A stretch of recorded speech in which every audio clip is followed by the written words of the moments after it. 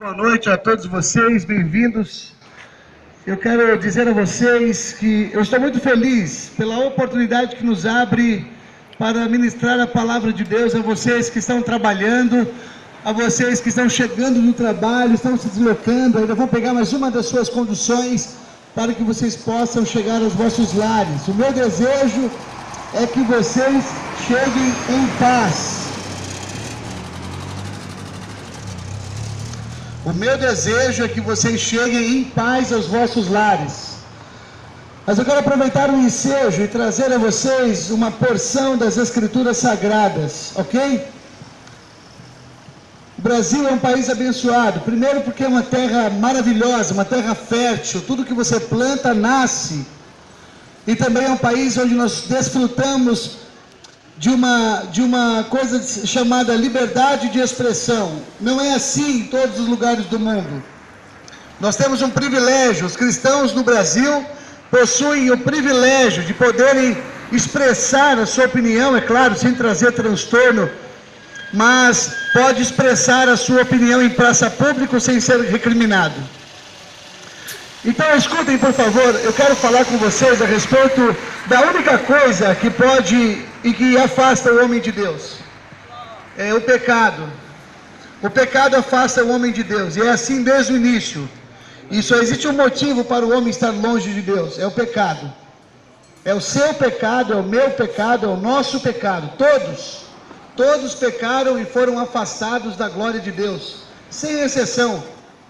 O melhor homem que você já conheceu é pecador. Madre Teresa de Calcutá, Mahatma Gandhi, Dalai Lama, entre outros, todos eles, os gurus do budismo, do catolicismo, do cristianismo e de qualquer outra religião com ismo no final, todos eles pecaram e precisam arrepender-se dos seus pecados, de maneira que, se não o fizerem, de igual modo perecereis. Então eu quero dividir com vocês um texto bíblico na primeira carta do apóstolo João. Esse texto é interessante. Se eu fosse você, eu ficava atento, hein? Talvez você não tenha outra oportunidade de ouvir uma mensagem antes que a eternidade chegue para você. Tá bom?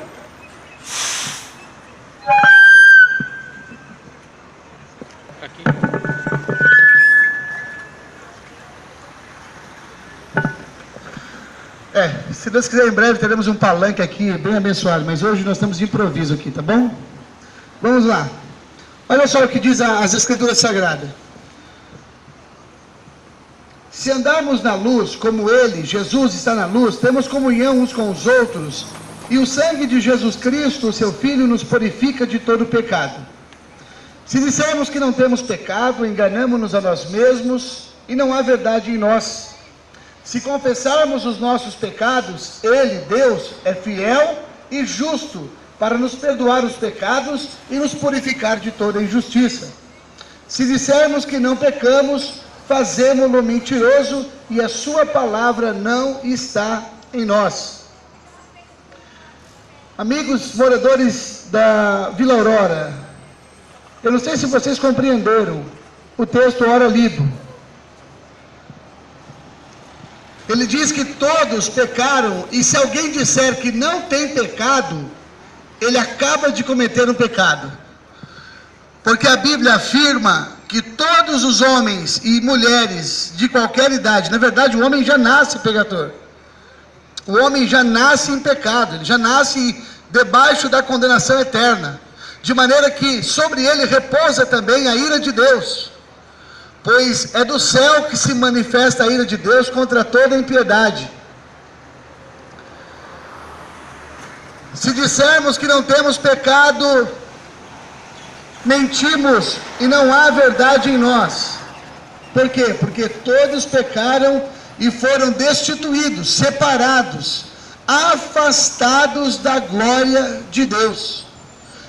Mas eu tenho boas notícias para vocês que pararam para nos ouvir, que estão prestando atenção, ainda que trabalhando.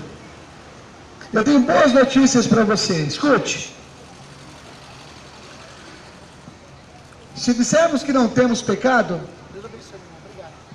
Se dissermos que não temos pecado, enganamos-nos a nós mesmos e não há verdade em nós. Mas, se confessarmos os nossos pecados, Ele é fiel e justo para nos perdoar e também nos purificar de toda injustiça. Olha que legal. O texto está dizendo que a ação de Deus, através de Jesus, é poderosa para perdoar pecado. Você pode enumerar na sua mente todos os seus pecados? Não dá, né? São muitos. É imensa a quantidade de pecado que cometemos. Pois é.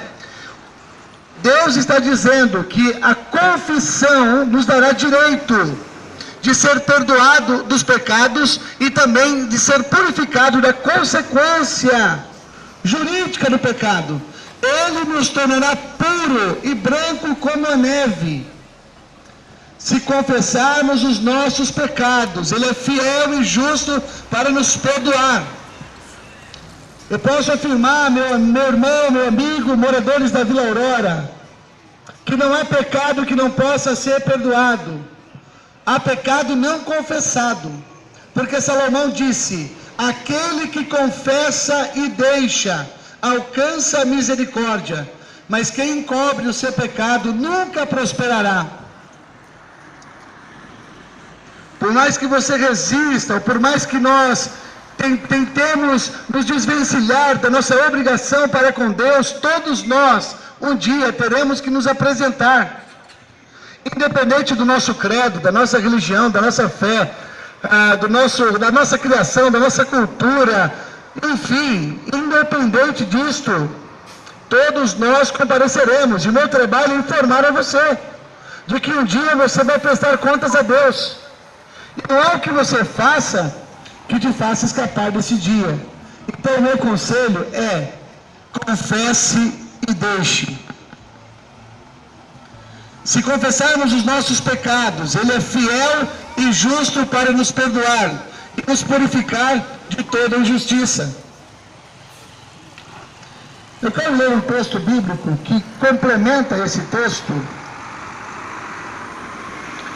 Esse texto está em Salmos,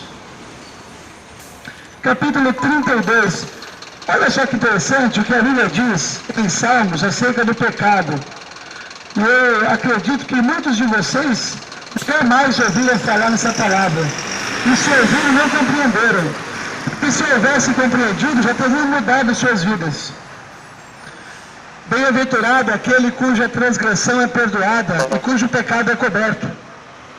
A Bíblia afirma que é muito feliz o homem que encontra em Deus o perdão do seu pecado, de maneira que ele se torna uma pessoa alegre, porque o único capaz de perdoar pecado é Deus.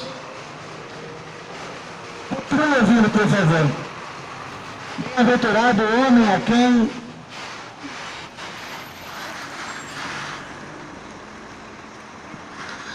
bem-aventurado o homem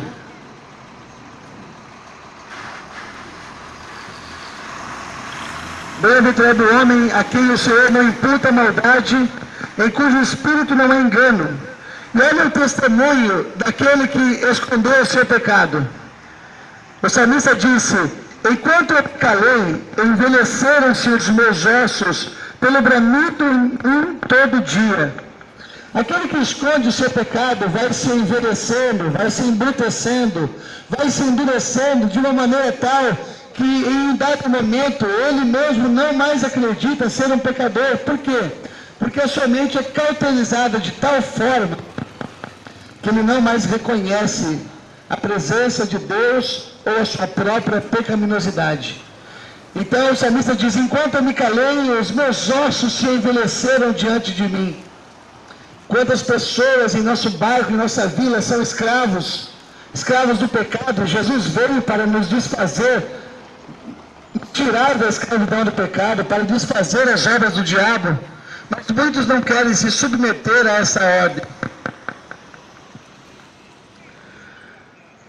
Porque de dia e de noite a tua mão pesava sobre mim, de maneira que o meu humor se tornou em sequidão e estio.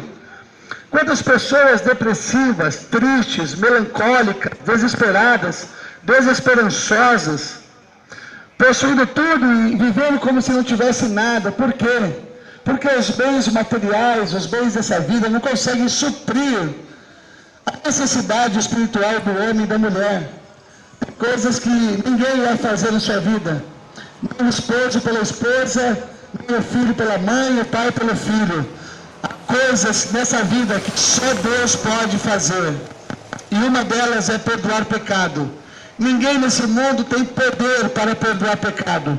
Jesus disse, para que saibam que o Filho do Homem tem poder para perdoar pecado. Ele curou os enfermos e os salvou.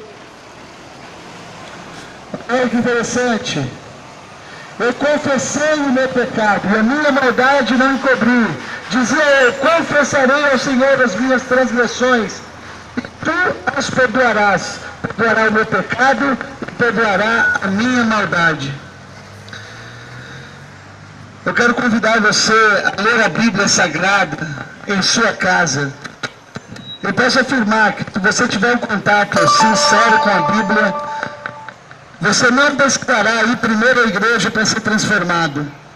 Leia a Bíblia, recorde no seu quarto, dobre os seus joelhos, confesse os seus pecados, clame a Deus, faça isso em nome de Jesus. E com certeza sua vida será transformada. E se isso acontecer, procure também uma igreja cristã, uma igreja evangélica da qual você possa fazer parte, ser orientado, instruído, discipulado, quem sabe, um dia estar em praça pública, divulgando a sua fé em Deus. Se confessarmos os nossos pecados, Ele é fiel e justo para nos perdoar.